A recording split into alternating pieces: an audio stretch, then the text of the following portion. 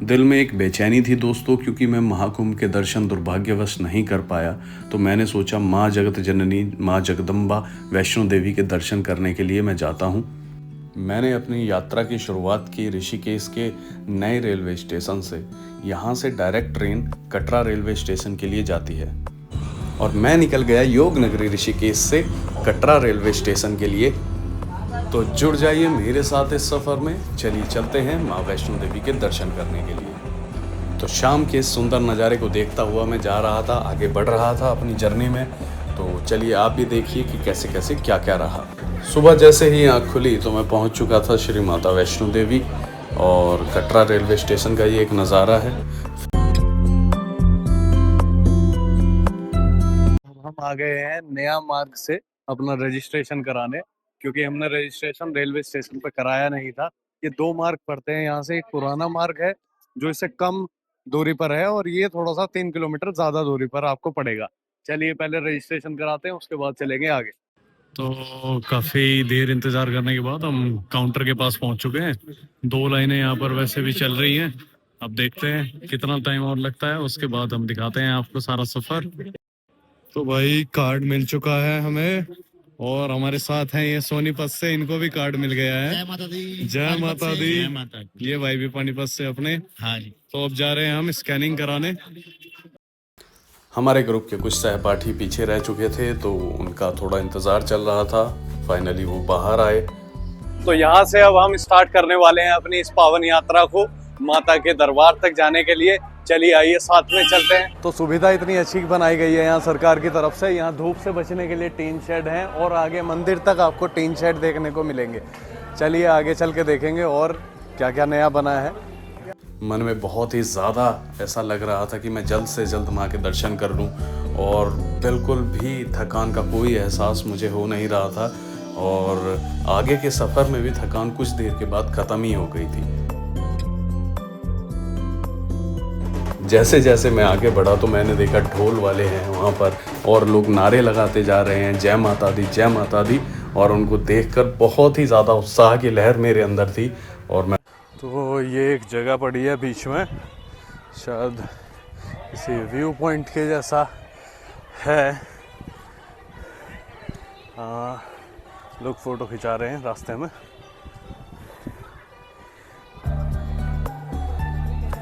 पर हमें तो सबसे पहले माता रानी के दर्शन करने हैं। चलो वापस पूर्व। उनकी सांसें अभी रुककर फूल चुकी हैं, तो हम कुछ देर यहाँ पर इंतजार करेंगे, उसके बाद हम फिर आगे बढ़ेंगे। तो फाइनली हम अर्धकुमारी के पास आ चुके हैं। अर्धकुमारी से पहले एक बहुत ही प्राचीन यहाँ पीपल का पेड़ है। ये देखिए, इस पीपल के पेड़ की पूरी देखरेख की हुई है। यहाँ पर बैठने की व्यवस्था भी है, और आगे लंगर लगा हुआ है जिसमें आप राजमा चावल, कढ़ी चावल या जो भी आपको खाना है वो खा सकते हो। ये एक पार्क जैसा इन्होंने बनाया हुआ है।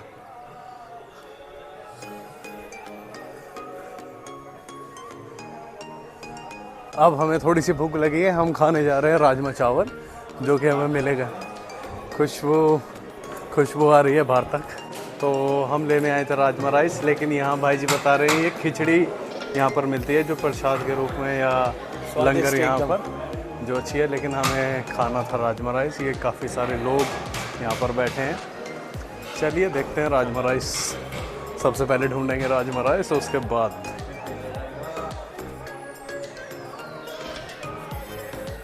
तो राजमा राइस तो यहाँ नहीं मिले।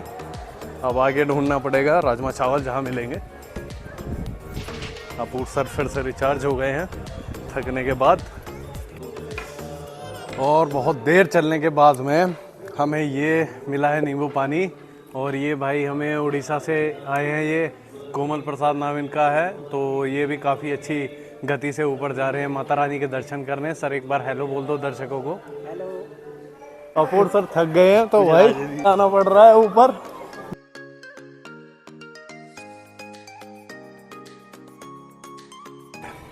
अब ये देखो, ये बेचारा बूढ़ा इसको ऊपर लेकर जाएगा, और इसके माँ बाप कुछ नहीं पता है कहाँ है कहाँ नहीं। यार आओ तो फिर इतनी हिम्मत तो रखो, अपने बच्चे को ले जाओ। अगर हम नए वाले रास्ते से आते हैं और आपको अर्धकुमारी माता जाना है पहले, तो ये रास्ता तो सीधा इधर से आकर जाएगा माँ वैष्णो देवी की तरफ, और यहाँ से ये जो ऊपर वाला रास्ता जा रहा है ये चला जाएगा अर्धकुमारी। आप नीचे से भी जा सकते हो अर्धकुमारी, लेकिन ऊपर वाला रास्ता पास पड़ेगा। तो ये अर्धकुमारी टेम्पल से भवन का रास्ता जाता है। आप इधर से इस गुफा से भी आ सकते हो, बाकी एक रास्ता इधर से भी है, आप इधर से भी टेम्पल आ सकते हो। तो इधर से टेम्पल कुछ ऐसा दिखाई देगा, ये व्यू है। तो ऐसा कुछ है अर्ध कुमारी टेम्पल, ये टेम्पल है। और वो रास्ता उधर से भी भवन के लिए उधर से आते हैं हम जब उधर से उतरेंगे भैरव बाबा के दर्शन करने के बाद, तो उस रास्ते से हम नीचे आएंगे। ये जो उड़ीसा से ये दोस्त हमारे साथ जुड़े थे, अभी राजमा चावल खाने के लिए तैयार हैं। यहाँ देखो राजमा चावल परोसा जा रहा है।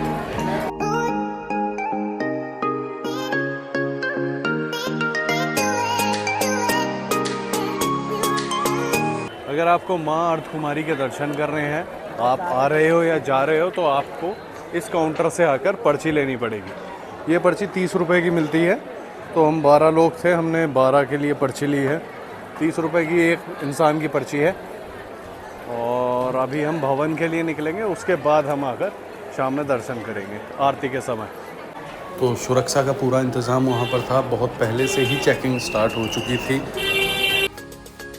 उसके बाद जैसे ही मैं आगे बढ़ा तो लोगों में इतना उत्साह था और मतलब देखने लायक था सारा कुछ। सब नाच रहे थे ढोल की आवाज़ों पर, और माता रानी के जयकारे वहाँ लग रहे थे। काफ़ी मतलब मनमोहक सब माहौल लग रहा था, और बहुत ही ज़्यादा खुशी का माहौल वहाँ पर भक्तों के बीच में था। फिर आगे बढ़ा, ये एक मुझे लंगूर मिला, फिर इनको मैंने कुछ खाने के लिए दिया।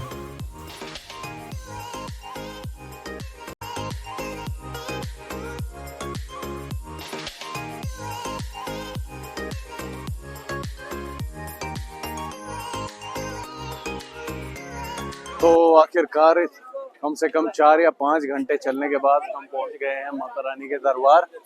और बस यहाँ से स्नान करके दर्शन करके हम ऊपर जाएंगे भैरव बाबा के यहाँ दर्शन करने, फिर वापस नीचे उतरेंगे। रात के 11-10 से पहले पहुँचने का हमारा रहेगा टाइमिंग, कि हम पहले पहले अपने होटल पहुँच गए हैं माता के दरबार। और यहाँ से फिर हम नहा धोने के बाद में आगे बढ़ेंगे दर्शन के लिए। आरती होने वाली है, तो हमें 5 बजे से पहले पहले दर्शन करने जाना होगा।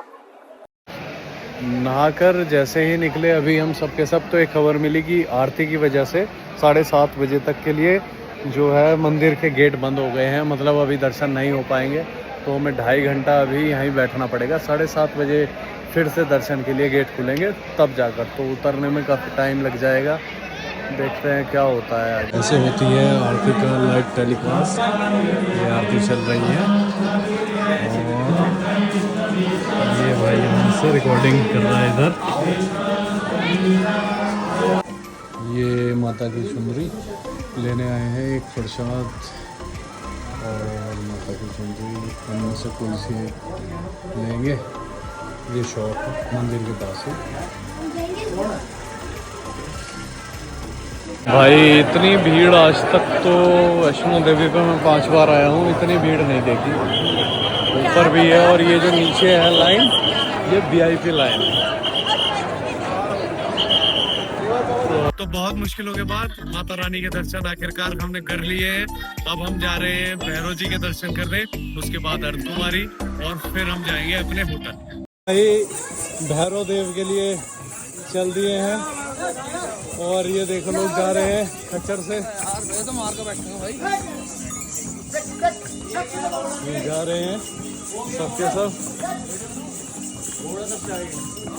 ये ही घोड़ा।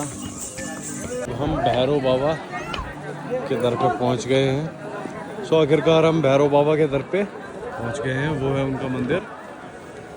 और ये एक बड़ी सी स्क्रीन है, ये पूरा एक ग्राउंड है इधर।